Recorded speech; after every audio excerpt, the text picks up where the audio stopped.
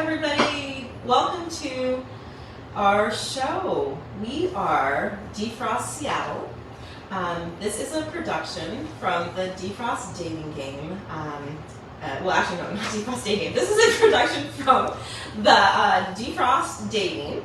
And we have some fun events that we have coming up we want to share with you. We also are going to talk with you today about vibes. We have a special guest here, and let me tell you a little bit about some fun events we have coming up. So at our event, we have this Venetian ball that's absolutely spectacular. Tracy Klinkroff puts this on, and she's done this for 13 years. It's absolutely gorgeous event where we have performers, we have people dressing up in an 18th century masquerade ball, and it is incredible. You do not want to miss this event. We also have another event at Maggiano's. This event, both these events are coming up at the end of the month. The ball is on the 23rd, it's a Saturday, and Maggiano's is a 5-course Italian meal that is paired with beer. Very unusual pairing. Instead of wine, we have beer, and it's going to be so much fun. It'll end with a dance party. You don't want to miss this event either. It's going to be on a Thursday night on April 28th. So you guys, be sure to look at the links below to sign up for either of these events and get your tickets while space lasts. They're really popular events, so they're going to sell out. And today on DeFrost Seattle, we are going to be talking about vibes. I want to introduce you to my co-host, Rafael Rodriguez. and thank you for being here today. And we have a special guest, Ed Smith. Yeah, thank you. Now, It's Ed, good to be here. oh, thank you, Ed. We're so happy to have you on the show. Now, you guys, Ed has a master in psychology, so we thought he might be a really cool guy to kind of shed some light on the Seattle freeze and talk to us about why do we have the Seattle freeze in Seattle? Why are we labeled with this nickname of and this term of these people that are kind of chilly and all year round with the Seattle freeze? And so Ed, tell us about your experiences you've had with the Seattle freeze. That's a good question. I've actually lived here 3 different times, and so each time it seems to get progressively chillier. Of course, the first time I lived here was when I was a young child, grade school age. So you're just in a total different zone when you're at that age. So I never really paid much attention to it. But I was here in the military back in the early '90s, and I didn't really feel like there was a lot of frozen people that we find as many frozen people that we find today. But I guess I just wasn't paying attention too much. Or maybe you were in an environment that already forced you to. You already started with a group from the get-go. Like when you're on grade school, yeah, you already have your group that you're set with it. Like I'm in 8th grade, and those are my 8th grade friends, right. And I'm going to spend a lot of time with them, so I'm going to bond. Right. In the military, you already have your group there, and you have to bond with them because if they are the reason that you may live or die, so you already have your family there. And now when you're more an independent person, you may feel that because there is not a lot of structure to keep you together with other people. So now you have to resort to other things to actually spend enough time with people and then bond with them. Yeah, it's a really good point. You hit on some really good, interesting topics, because when you are experiencing that group kind of feel, and you're with people that have like-minded thoughts and attitudes and behaviors, and you think similarly, it's easier to have that kind of bond with them and not even notice outside forces coming in. I notice it a lot. Depending on what coffee shop you go to, we have lots of coffee here. And I have a specific coffee shop that I went to for 8 years, primarily because I knew 3 or 4 of the baristas that were there. Is this Starbucks? How'd you know? How did you know? Wow, you're Lucky guess. wow, you're sharp.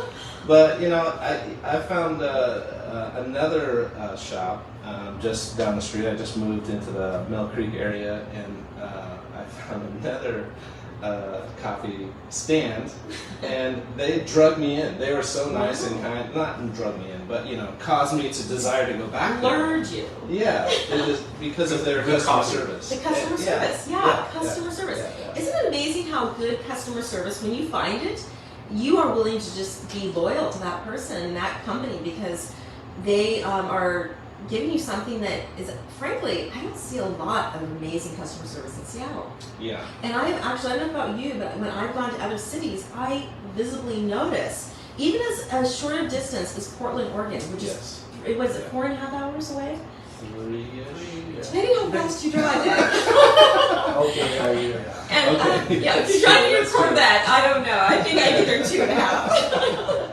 That's true. But the point is, you guys, it's not very far away, and yet the customer service, I'm like, whoa, everybody's nice. What's going on? Oh, that's right, you're not in Seattle anymore. And I have to honestly say, it's a noticeable for me. I actually just experienced that just last weekend. Oh yeah? Drove down to Portland with some friends, stayed the night there. I can't even remember, like, there was only like one situation, one person that we ran across that wasn't like super warm and friendly in kind. It is rare. It's rare to find that here, and when you do, it's one of those things you just want to keep going back and back because you just like that feeling, like the vibe that you're getting from those Right. individuals. So, Yeah. yeah. Very good. So, what do you think is the difference between a vibe and, because we're going to talk about vibes today. And so what do you think is like the main difference between a vibe, or is there a difference, and chemistry? So sometimes you might have a vibe with a person, and then you might have an area vibe. Like you said, like Portland has a vibe, maybe Los Angeles has a vibe, I'm sure Brazil has a vibe, Yeah. right? So different areas have vibes, but how would you explain that? As far as how chemistry works versus kind of vibes, I think it kind of they can take on similar aspects because you're talking to someone who has the same attitude, behavior, beliefs that you do, so that has an automatic bond, and then sexual chemistry or chemistry in that regards is plays a lot of different roles within. It causes a lot of different chemistry in your brain to occur. So you're looking at someone like for friends versus someone that you want to court and date and potentially be in a relationship with. Those things that are similar and they do trigger within your brain, but also causes you to have different kinds of behaviors with them. So. Absolutely. That is a really good point. Yeah, so what do you think about that? No, I agree 100%. So you said that you live in a few different places. How would you, the vibe of Seattle, how would you like rank against all the places that you lived like in the recent past in your adult life?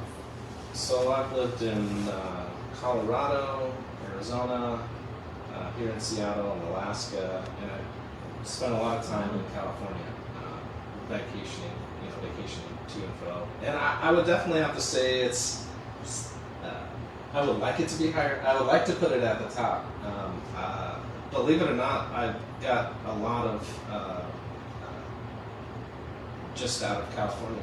I would put them probably at the top, and in Seattle, kind of mid-range. Because Arizona's kind of a melting pot as well. I know we're starting to become a melting pot up here, and so California's driven up huge numbers in Arizona, and so you have those types of people coming in from all over. So I would definitely put Seattle down the list a little bit, unfortunately. I love it here. I love the weather. I love all the outdoor things that we can do, especially in the summer. It's just one of those places that you want to be here, but at the same time, Right. you want to have good interactions and have good feelings with people that are around you. So True, but like that, once you have like your life set and going, this place is amazing. Seattle is Oh, yeah. amazing. But like if you're a newcomer, then you have like a steeper curve to break into the city and then make connections and everything. Yeah. Yeah. Yeah, it's like you're chipping away at that Seattle, like a little bit of a film, like a frozen film around these groups of people, these cliques of, I might even say cliques, cliques of people have these little frozen, almost invisible layers, and you have to kind of dig your way into their lives. And I think in other areas, like I was just talking to someone who grew up in Texas, and she's like, oh, there's just that southern charm. When you move in, you're gonna get a pie by your neighbors. You're gonna bring a pie over, and they're gonna welcome you in with this big smile on their face. And you're just not gonna see that in Seattle. It's just not the vibe here, Right? Yeah, I would definitely.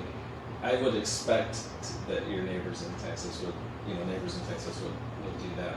It just sounds like something Southern charm would do, Georgia. Yeah. Something of that nature. I've never lived in Georgia or anything, or in Texas for that matter. But I'm assuming that you would receive that kind of warm welcome from your neighbors, and it's very rare to find that here. And when you do, it's like, wow, it's noticeable. It's really noticeable. Then you ask, of course, you're not from here, right? Yeah. Exactly. Oh, I love it. I have to say, I can't tell you how many times I have said to someone, are you from California? Or, because I'm from California and I can kind of tell, I really vibe with people who are from my hometown, I have that connection. And it's interesting how people do instantly have that connection. And so you can see why so many people move here from other countries and then they stay within their group of people from their country that are all locals in this, they live here, but they're originally from different countries. So you've got different groups of people. Now, if the audience members out here want to be able to kind of make a change, and what if we wanted to try to be better? What would you recommend to people? What are some simple steps that people could take to try to not be frozen and be more warm and inviting to strangers? I think smiling is huge. I honestly don't think people realize it that they're actually being cold. I think they're just living their life and trying to do what they need to do to get through the day or the week or the month or the year.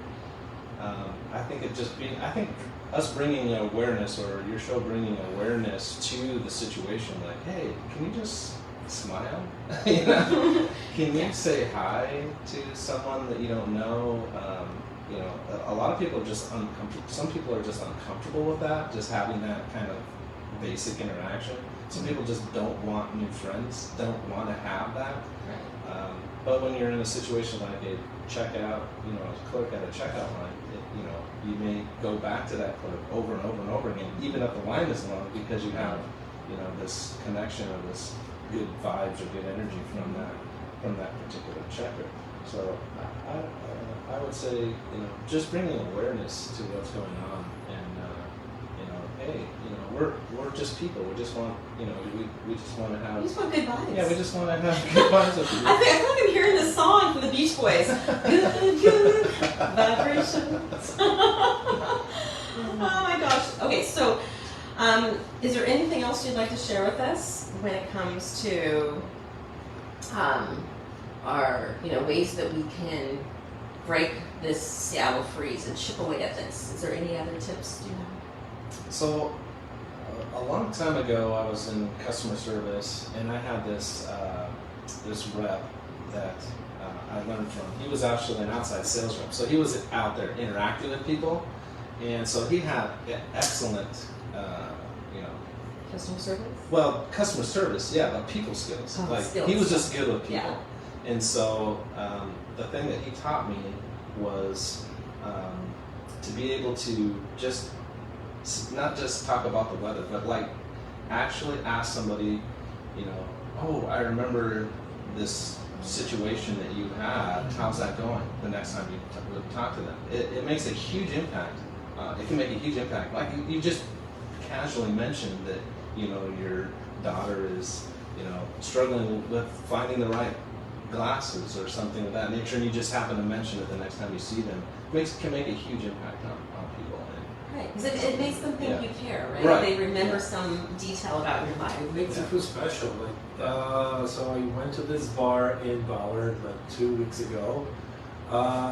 The next time I came over, the barman like called me by the name, Right. and I was like so surprised, and I felt like special because That's like awesome, of thousands of people that go to that bar. right? Right.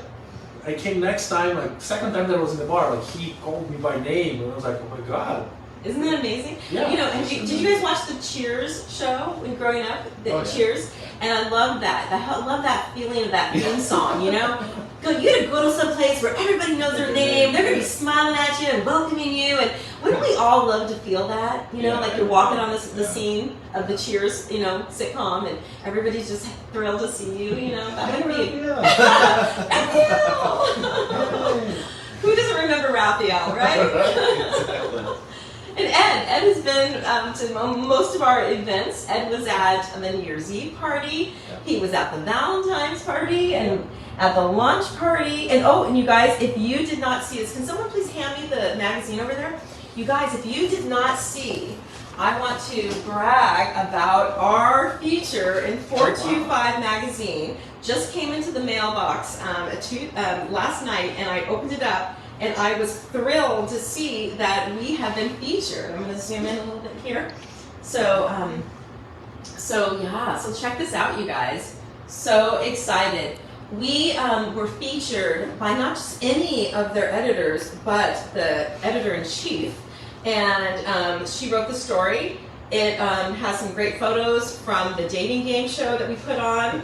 That was fun, and Ed was actually featured. So Ed, you are in the magazine here. And so Ed was one of the bachelors at the dating game show, and so was Raphael. Look at this. This is almost like a recreation, only I wasn't on the panel. This is great. So anyways, thank you so much to 425 Magazine. I want to just give a big shout out to such a supportive local magazine that is beautiful. This article they have on fashion this month, and very futuristic fashion, I think is so timely. I love this magazine. So thank you, 425. Also, don't miss your opportunity to buy a ticket for the Venetian Ball. We're all going to come up. I'm coming as the Queen of Hearts. I have a very beautiful outfit and some very fun details that you'll have to come and check out at the DeFrost Lounge. And the lounge is a place, you guys, that you get to come, even if you're single. Come to a DeFrost event, you will not be alone, and you will know who else is single in the room. When you see DeFrost on any of these events, you're going to be connected with other singles. But it's not just for singles, these are for couples, so everybody can participate at these events. We have the Maggianos on the 28th and the Venetian Ball on the 23rd. So I'd love to see you guys there. You guys, are you coming? Yes, I am. Awesome. Are you coming? I'll be in Arizona. Oh, well, Arizona is friendly at least, right? It's going to be warm. There's going to be good vibes, good vibrations in Arizona, yeah. Well, thank you, Raphael, for being here, and thank you, Ed. If you guys want more information from Ed, Ed is a coach, and he can help you. There's going to be some information below if you'd like more support from Ed on how to warm your relationships up. Here at DeFrost Dating, we are all about warming relationships, and thank you for being part of our DeFrost Seattle episode. What are we, number 3 tonight? Number 3. Okay, have a good evening. Thank you. Thank you.